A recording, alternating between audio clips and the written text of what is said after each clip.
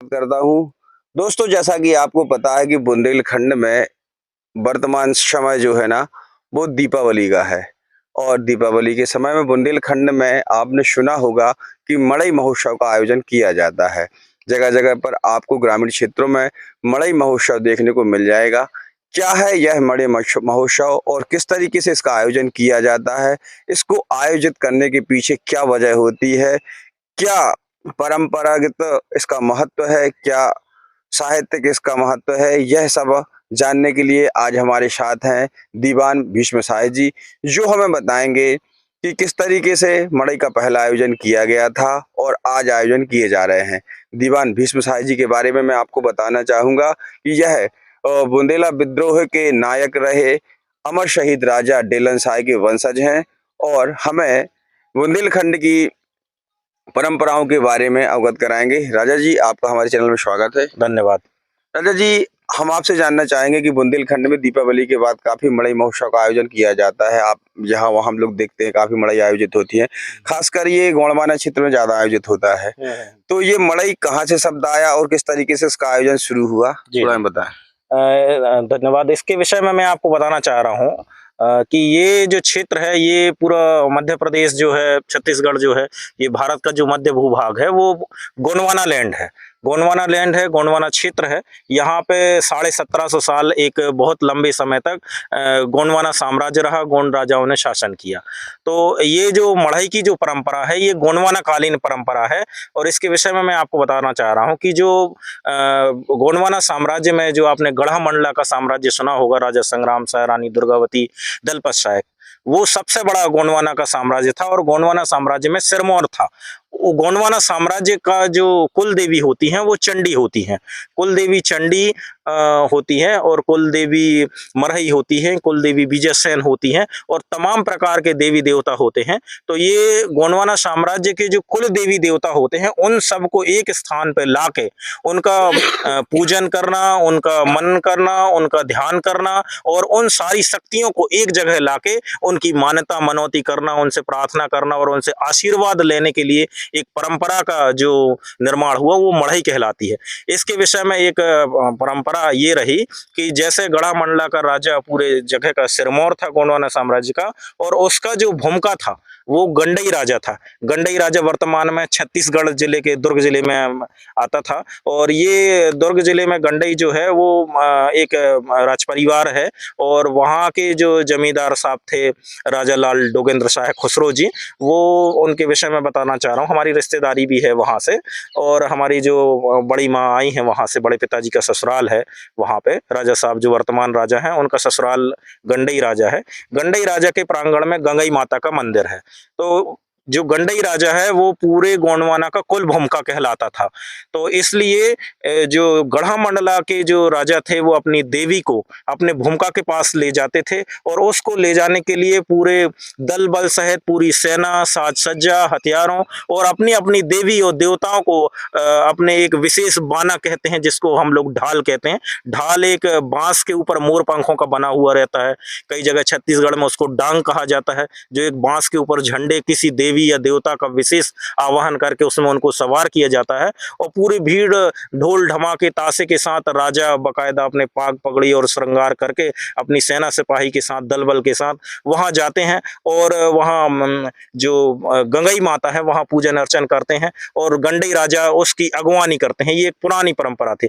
लेकिन जब समय बदला, राजे रजवाड़े और राजतंत्र यहाँ वहां बिखरे बार बार मुगलों के आक्रमण से या मराठों के आक्रमण से या अंग्रेजों के आक्रमण से, तो जो जहां जिस क्षेत्र में आया, मैं आपको अपने परिवार के विषय में बताना चाहता हूँ। हमारा जो परिवार है वो गढ़ा-मंडला परिवार का सेनापति वंश है। राजा डेलन शाह के जो पिताजी थे, राजा विश्राम शाह, वो गढ़ा-मंडला के 61वें राजा निजाम शाह के सेनापति थे। युद्ध अभियान में उन्हें यहाँ पे भेजा, गौर झामर के राजा के विरुद्ध युद्ध अभियान में भेजा, जो कहीं ना कहीं उनसे शत्रुता रखता था और उस समय से हमारे राजा सुरक्षा के लिए यहाँ पे आए और इसी क्षेत्र में आके वो बस गए, चौरागढ़ की सुरक्षा के लिए बस गए। तो यहाँ पे जो राजा ऐसे जहां जहां भी गए, वो अपनी गढ़ा-मंडलास की जो परंपरा है उसको वो अपने क्षेत्र में जहां जहां भी गए, वो अपने बिखेरते गए, अपने साथ लेते गए और यहाँ आके जो गंगई माता है, आप देखेंगे जहां मड़ई भरती है, वहां पे कहीं ना कहीं क्या बोलते हैं एक गांगो बनाई जाती है हमारे क्षेत्र में आके उसको गांगो कहा जाने लगा। कहीं कहीं उसको गंगारिन देवी कहा जाने लगा, कहीं कहीं गंगाई देवी कहा जाने लगा और उसका मंदिर के प्रतीक के रूप में हम लोग एक घास फूस की झोपड़ी जैसा उसका पैंठाना बना देते हैं, मंदिर बना देते हैं और जो ढाल होती है उसको अपने देवी के स्थल से उसको सारे देवी देवताओं को असवार करके और सवार करके वो ढाल या बाने के रूप में उसको लेके आते हैं और गंगाई माता की दाएं से बाएं परिक्रमा करते हैं।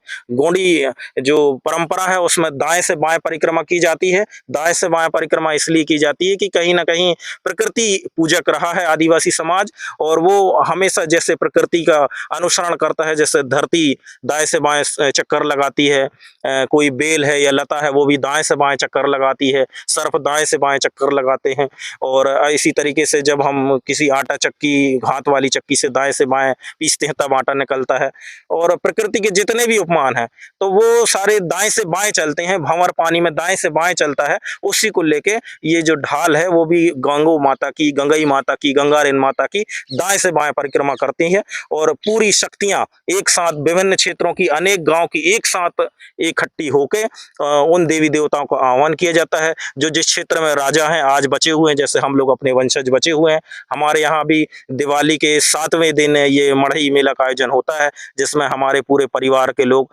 आज भी जो वर्तमान राजा साहब हैं और जो परिवार के लोग हैं वही पाग पगड़ी साजो श्रृंगार और अपने जो बच्चे बच्चे मतलब पारंपरिक बाने हथियार वगैरह हैं उनके साथ निकलते हैं और अपनी ढाल को लेके आते हैं, गांगो माता की परिक्रमा करते हैं और क्षेत्र का सारा जनसमूह आज भी हमें राजा मानता है और आके मतलब हम वो आते हैं, वो हमारा टीका करते हैं, हम पब्लिक का सम्मान करते हैं, एक एक भूमिका का बैगा का हम लोग सम्मान करते हैं और हमारी तरफ से मढ़ई मेला का आयोजन किया जाता है आज भी और सब क्षेत्र के लोगों की भलाई के लिए, उनकी उन्नति के लिए मनोकामना करते हैं और हंसी खुशी का वातावरण रहता है, नाच गाने के कार्यक्रम रहते हैं और लोगों को हमारे द्वारा मिठाई वगैरह जो भी है खेल खिलौने बच्चों को ये सारे आदि बांटे जाते हैं और सब लोग हंसी खुशी से अपने अपने घर चले जाते हैं। ये मढ़ई की परंपरा आज भी जारी है।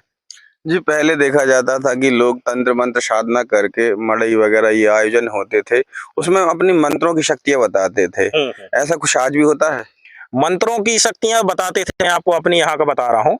मैंने अपनी दादी और अपने बब्बा जी से सुना है कि पहले जो हमारा कुल भूमिका हुआ करता था तो उसके सिर में जैसे 12 महीने लोहे का कीला ठोका रहता था। जैसे आप आज देखते हैं होंगे आप लोग कि अपने गाल में बाण वगैरह छेद लेते हैं, तो कुछ उस समय वो सारी चीजें थी।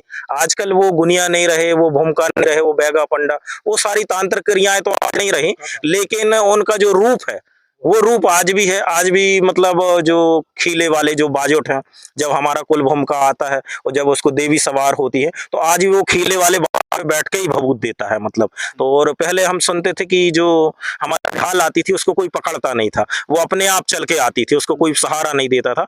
आजकल वो सारे गुनिया, वो सारे बैगा, मतलब मैं तो इतना तक सुना हूं कि जो ढाल में कई कई किसी देवता की ढाल थी कि उसमें मरा हुआ मुर्गा बांध के लाते थे, वो बांग देता था, वो बांग दिवा देते थे। मतलब आजकल वो गुनिया पंडा बैगा तांत्रिक नहीं रहे हैं, तो वो रूप तो बना हुआ है, वो परंपराएं बनी हैं और लोग कहीं ना कहीं उनके प्रति आस्था उसी भाव से मान रहे हैं। वो गुनिया बैगा अब नहीं रहे, लेकिन एक रूप उसका कहें प्रतिरूप आज भी थोड़ा जितना है वो बना के आगे की पीढ़ियां जितना पहुंचा सकते हैं तो पहुंचाने का प्रयास किया जा रहा है। धन्यवाद दीवान भीष्म साहिब जी, जो आपने हमें बुंदेली परंपरा मड़ई के बारे में काफी विस्तार से बताया। क्या उसका इतिहास था, कैसे गढ़मंडला से इसका इतिहास जुड़ा हुआ है, किस तरीके से आज भी आप इस परंपरा को संरक्षित करके रखे हुए हैं। बुंदेलखंड में देखने में आया है कि राजाओं की जो धरोहर थी वो षड्यंत्र या साजिश के तहत तहस नहस होने की कगार पर है, लेकिन यह एक बड़ी अच्छी बात है कि राजाओं के वंशज और क्षेत्रीय लोग आज भी इन परंपराओं को संरक्षित रखे हुए हैं। डी हिंदुस्तान न्यूज़ से मैं प्रदीप पांडे।